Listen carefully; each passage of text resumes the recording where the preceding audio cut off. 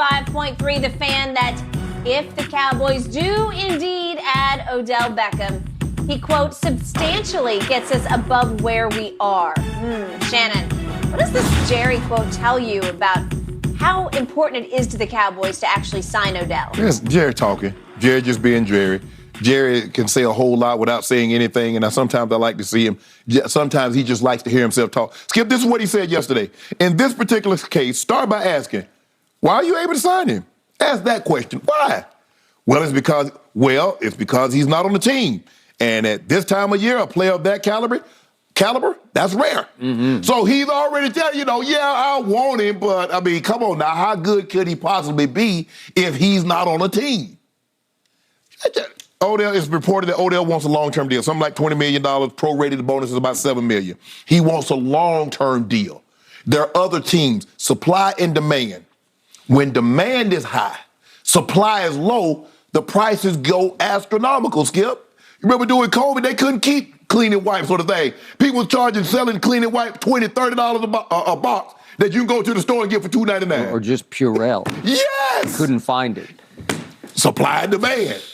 Supply was low, demand was high, price through the roof. Well, says the 49ers are interested, the Chiefs are interested, the Giants. I'm trying to find somebody who isn't interested. Right. Yeah. So it's not, and I don't believe he's going to give the Cowboys the discount or the star discount that a lot of people want him to give. So Skip, look, that tells you alone that there's a rarefied set of circumstances, and those just don't happen, or it wouldn't be possible. It's almost like saying, like he's like talking himself out of it. Skip, on the one hand, this is an unbelievable player, but why is he available? Why hasn't he already signed? Why isn't he already on the team? Some of the very questions that Skip Bayless posed all season long. Well, Shannon, why don't somebody just go ahead and sign him and just stash him away? I ask you, Skip Bayless, why don't you just go ahead and sign OBJ and just stash him away? But better question for you.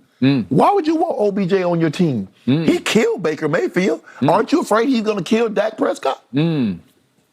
I am not. Because you know he didn't kill Baker Mayfield. He did that to himself. He did kill Baker Mayfield because he was hurt. He had 3 surgeries in Cleveland and became a shell of himself. And the truth is, he may be a shell of himself as we speak because none of us know. You can't know. I can't know. Maybe even Odell doesn't know at this point. What exactly are you? You've turned 30 years of age.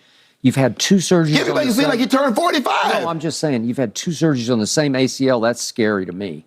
You've had all kinds of surgeries all over your body.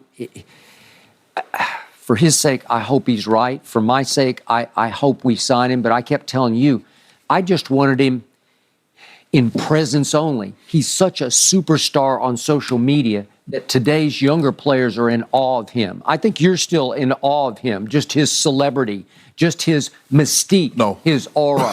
Okay, but that's what they are. That's what the kids on my you want somebody that can help you win or somebody that you're going to be infatuated with. I got it.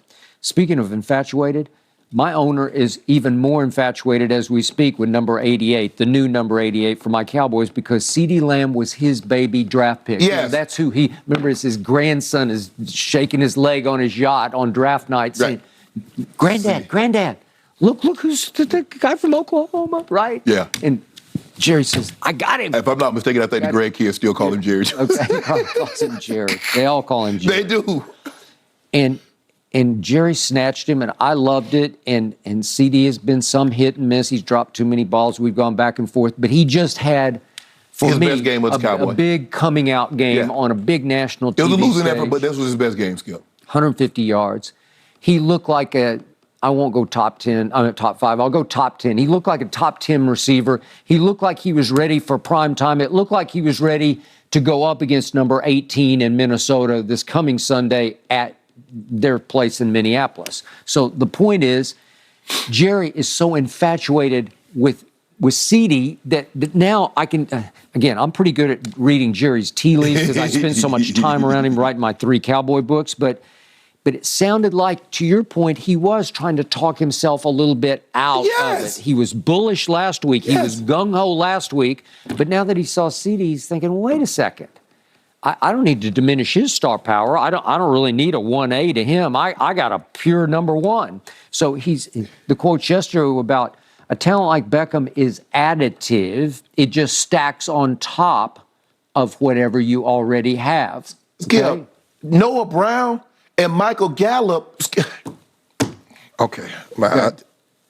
All right. So Cooper Rush loved Noah Brown. Yeah. Sometimes they just have a wavelength. I don't know. It's from scout team or whatever it was. Yes. But man, Noah Brown caught a bunch of big balls. He did. But for Dak, no. No. Okay. So forget about Noah Brown. And Michael Gallup is coming off ACL reconstruction. And I got to tell you, I'm not seeing it. Yeah, he catch one pass a game. And I'm not seeing, he used to be able to run by people, and I'm not seeing him run by anybody. I haven't seen one time where I said, oh, there he is. Yeah. Right? I mean, you like you said, he came off a very serious injury, and it's normally the year after the surgery. Okay.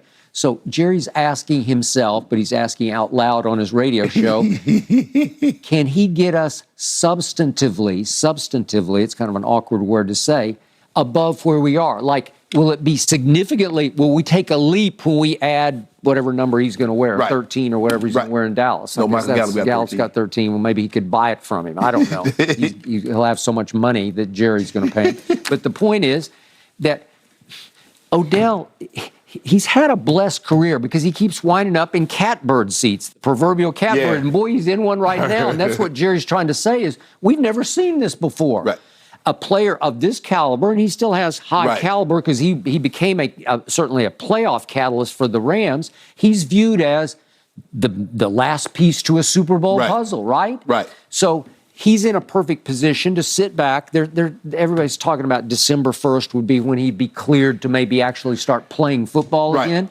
Well, he's in the perfect place to sit back and say, okay, who's going to catch a wave here? Who's going to catch fire? Where can I go? Where can I latch on to something that looks like it's headed to stardom? Right? So you said, wait for the next 2 weeks to see if Buffalo, the Giants, the Cowboys, whomever takes off. It's like, okay, that's where we're going. Who's going to take off?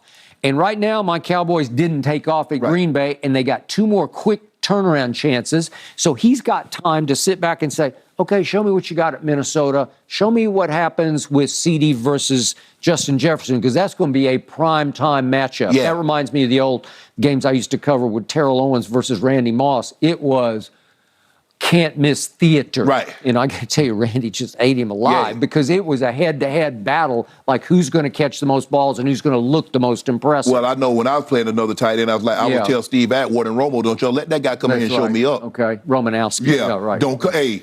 Right. Ben Coles, whomever.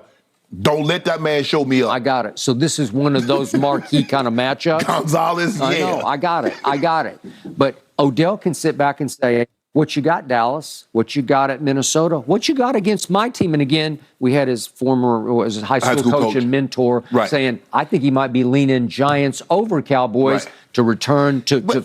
And I understand Odell, and I guess Dorothy said it best that you can go home sometimes, Skip. But if I got a choice, and I understand she said there's no place like home. Skip, I understand the sentimentality of it. Of going back where you started. But of all the situations, that's the worst quarterback. I don't care. Skip. He's played pretty well. I think he might be maxing out his ability right now. If I got a choice to play with, Josh Allen, Patrick Mahomes, Jimmy Garoppolo, Dak Prescott, or Jones, Skip. It would be, what is, first of all, what are we discussing? I got you. Unless you just want to return to the Big Apple when they're on not a Super Bowl roll, but at least a playoff roll, right? I think they had a great story. I do not see them as serious Super Bowl contenders. I do not either. I would agree with that. But they have been the surprise team of the year so far, and it's a feel-good story, and I'm sure he knows how that Big Apple media would just ignite if he re-signed there. But, Skip, everything they do is predicated on 2-6. Yeah. It's Saquon. No, I know. I got that. But Odell knows he's not in any position to go be a savior for somebody. The problem with going to the Giants is I think the fandom would view him as a receiver savior. Yes, of course. Yeah, because the good thing about Dallas is you would come in without huge expectations. That is what y'all Cowboys fans. The Cowboys fans just remember him making them catches. They remember what they saw last year. Man, you saw what he did for the Rams? He could do that for us. Well, I'm thinking the same thing, but I just need him in name only. I just need him in presence, aura, mystique only. What if I said, okay, you could only sign one? You could sign him or you can sign Ndamukong Suh to shore up your run defense. I like Odell. Okay. Just because I know what it would send a message to my locker room. Jerry's serious business about this. He thinks that Odell is the Super Bowl catalyst. That would be the message. What do you think? What do you think the receivers are saying? Man, he don't think we good enough. He don't think we're enough to drag across the finish line. Well, CD just said last week, his rookie year, they had 3 number ones with him and Amari and Gallup, right? So you look at it as we got 3, well, at least 2 number ones, right? Gallup ain't no number 1. No, he is not anymore. He wasn't. He was pretty good for a while. I think you're underrating how many big catches he made. Skip, just because you make big catches. Mm-hmm. So the question is, number 1, I can put you anywhere and you go thrive. Michael Gallup ain't doing that. No, he's not that kind of number 1. But I do remember on an opening night out here at SoFi, it was the opening game. He shoved. He pushed off. Skip, you saw it. He caught a ball that should have tied the game. What is going on? You know what? There's been a lot of, you didn't say anything when Drew Pearson shoved him out on Hail Mary. I was thinking of that this morning. Yeah, I know you were. But you didn't have no problem with that. They didn't throw no flag on that. That became the Hail Mary. It did. That was my favorite.